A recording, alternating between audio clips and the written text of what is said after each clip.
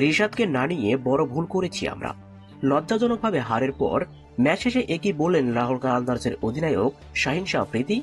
বিস্তারিত জানতে দর্শক ভিডিওটিতে একটি লাইক দিয়ে চ্যানেলটিকে সাবস্ক্রাইব করুন। পিএসএল এর উদ্বোধনী ম্যাচেই মুখোমুখি হয়েছিল ইসলামাবাদ ইউনাইটেড এবং রিশাদ হোসেনের লাহোর কালান্দার্স।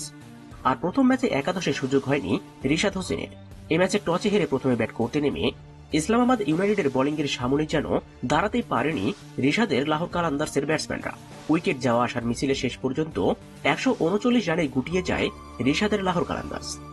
ফলে 140 রানের টার্গেটে ব্যাট করতে নেমে রিশাদের দলকে যেন হেসে খেলেই উড়িয়ে দেয় ইসলামাবাদ ইউনাইটেড।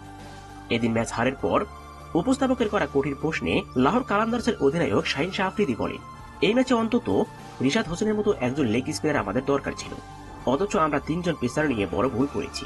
আজকের ম্যাচে রিশাদ হোসেন থাকলে হয়তো ফলাফলটা ভিন্ন রকমও হতে পারত। যাই হোক, পরবর্তী ম্যাচ থেকে আর ভুল করতে চাই না। রিশাদ হোসেনের মতো লেগ স্পিনারকে আমরা প্রতিটি ম্যাচে এখন খেলাবো।